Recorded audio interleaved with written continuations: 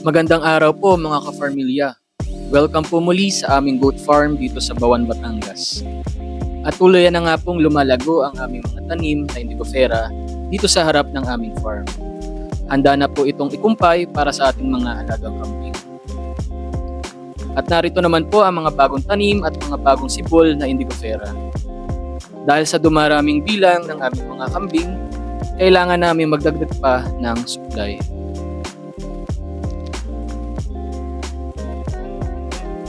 At habang naglalakad tayo ngayon, gusto ko lang i-share na ang activity natin ngayong araw ay i-check at i-ultrasound ang mga bagong nakastahan nating mga inahin para malaman kung sila ay buntis na.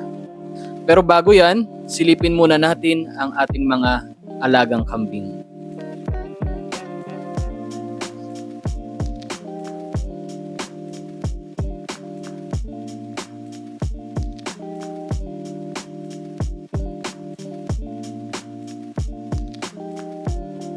Papunta naman tayo ngayon sa susunod na goat house na located dito sa pen number 2.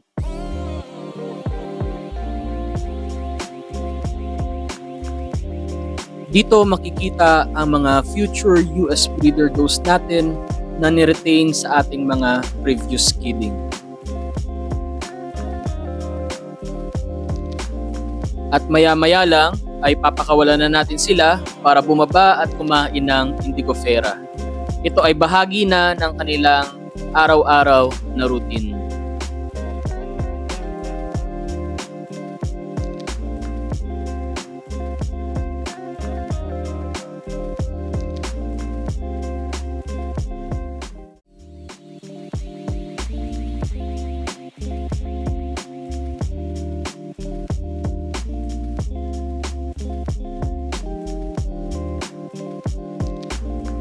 At dito nga po ay makikita natin ang kakulitan at pagiging aktibo ng ating mga alagang boer goat dolings. Walang kapaguran sa kakulitan. At araw-araw nga po, ganito ang makikita nyo sa farm. Puno ng sigla at kasiyahan ang ating mga kambing.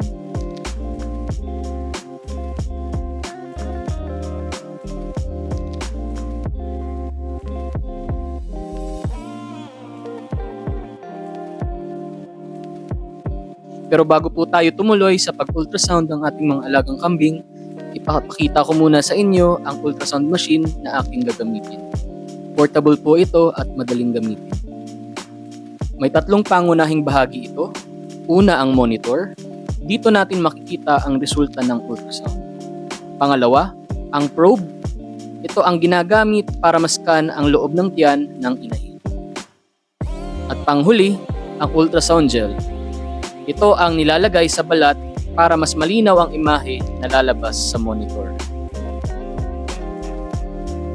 At ngayon po ay dadako na tayo sa main goat house, kung saan matatagpuan ang ating mga inahing kambing na i-ultrasound. Sana po ay may magandang balita tayo ngayon, sana ay buntis na sila. Pwede na po nating ipa-ultrasound ang mga inahing kambing as early as 30 days matapos ang pagkasampa, para malaman kung buntis sila. Pero mas ideal po sa 45 days pataas para mas malinaw ang makikita sa ultrasound at mas accurate ang resulta. Ang una po nating i-ultrasound ay ang pinakabagong miyembro ng ating farm na si Stellar Knight. Isa po siyang US import boer doe at anak ng kilalang buck sa US na si Johnny Gunwald Tinoco. Ang nakasampa naman sa kanya ay si Futures Horizon na bago nating herd sire na isa ring US import. Nasampahan siya noong April 22, 2025 at simula noon ay hindi na siya nag-heat. Kaya ngayon, 52 days na mula nang siya ay masampahan, i-ultrasound natin siya at posibleng buntis na din siya. At ayun nga po, sure pregnant na si Stellar Knight. Gumalaw pa sa ultrasound ang kanyang anak, kaya confirmed talaga. Ngayon, magbibilang na tayo ng 143 to 155 days mula sa kanyang date of stud para matansya kung kailan siya posibleng manganak. I-record natin yan dito sa ating whiteboard para araw-araw nakikita at hindi makalimutan ng kahit sinong nag-aalaga. Siyempre, may backup record din tayo sa office para kompleto ang monitoring.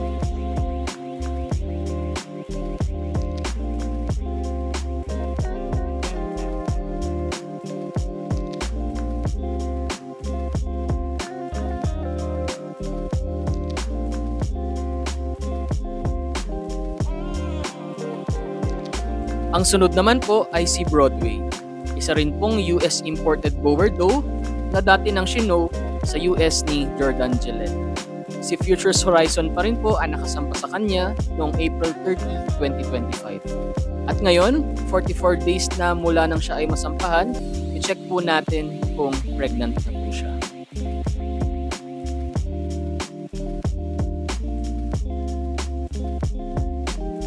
At sure pregnant na nga po si Broadway. Base sa ultrasound, ang tingin ko po ay at least twins ang kanyang dinadala. Tip po para sa mga nag-aalaga rin ng kambing, kapag nasampahan ng isang doe, karaniwan po tayo naghihintay ng 18 to 21 days para obserbahan kung magre-reheat pa ito. Kung hindi na siya nag-reheat sa panahong iyon, posibleng buntis na po ang ating inahin. Kaya mahalaga pong bantayan ang kanilang behavior pagkatapos ng sampa.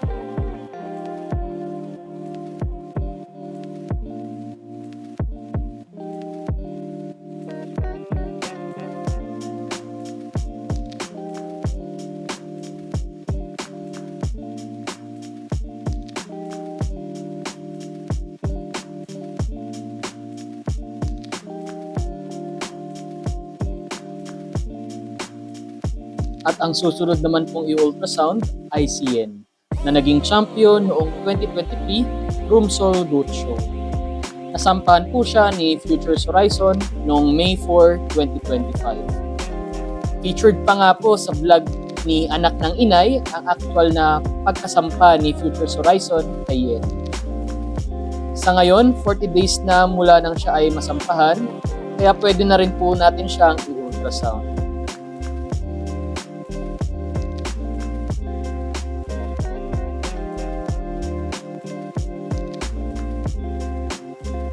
At yun nga po, sure pregnant na po si Yen. Sa aking obserbasyon, at least twins po ang dinadala niya.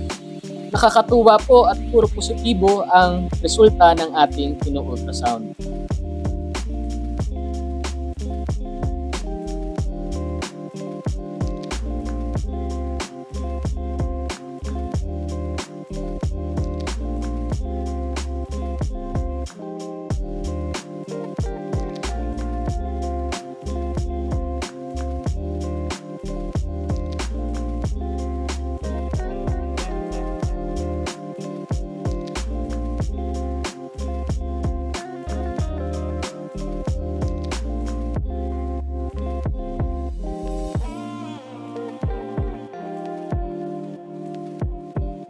Ang kasunod po nating i-ultrasound ay si Diana.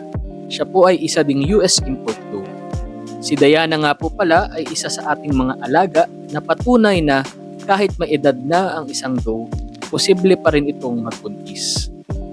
Siya po ay magpipitong taon na ngayong darating na Nobyembre. Pero hanggang ngayon ay productive pa rin.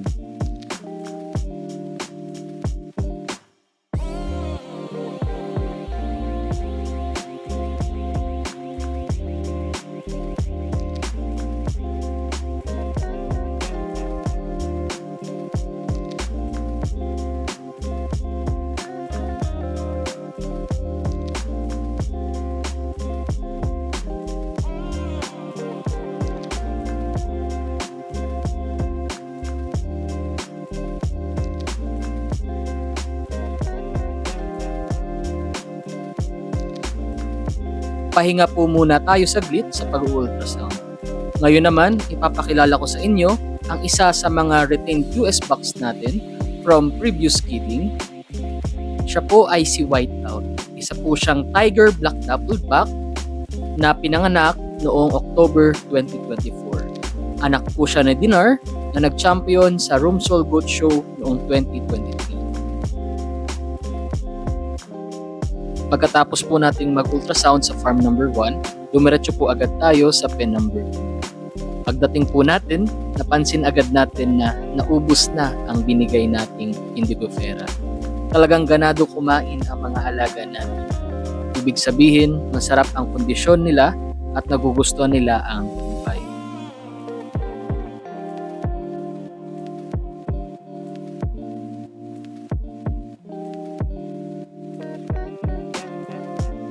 At puntahan na nga po natin ang farm number 2. Ito po ang extension ng aming goat farm. Kung mapapansin nyo po, walking distance lang po ito mula sa aming bahay. Kaya madali naming nabibisita at nasisilip araw-araw ang aming mga alaga.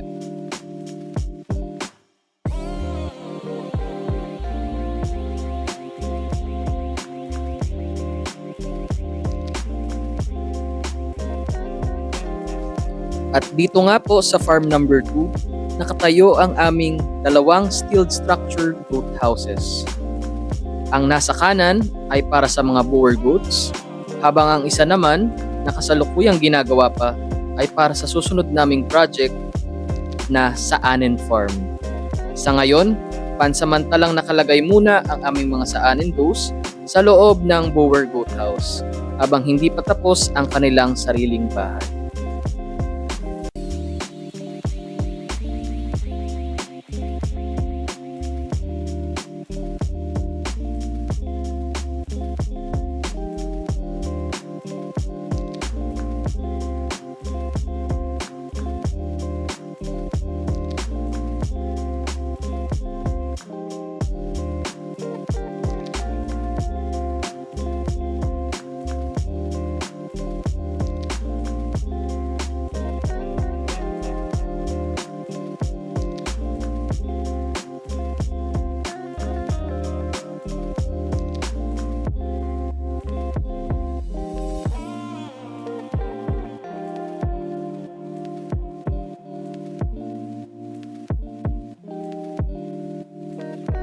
Kapag wala pong ultrasound machine, kailangan nating maghintay ng ilang buwan para ma-assess kung buntis ang isang inahin. Isa sa mga senyales ay ang unting-unting paglaki ng kanyang milk bag or udder. Gaya na lang nitong isang doe na 4 na buwang buntis, ito po ay senyales na palapit na ang kanyang panganganak. I-share ko lang po sa inyo ang isa sa pinakabagong miyembro ng ating farm. Ito po ay si Plymouth Rock. Isa po siyang US imported boer doe at siya po ay confirmed pregnant na din.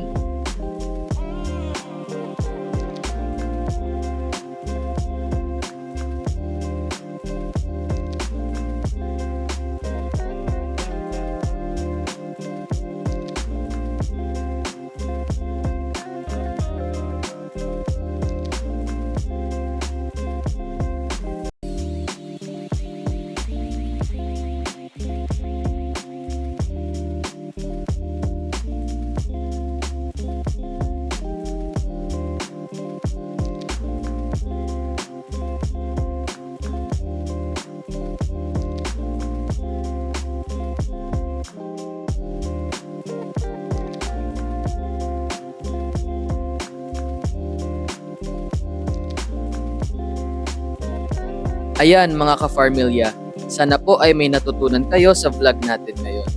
Unti-unti natin pinapa-improve ang ating sistema sa farm. Kunting upgrade sa kalaman, malaking tulong sa ating produksyon ng farm.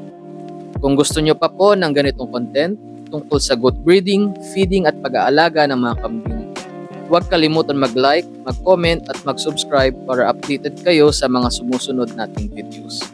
Maraming salamat po sa panonood. Ingat kayo lagi at kita-kits sa susunod na vlog. Happy farming mga ka-farmilya!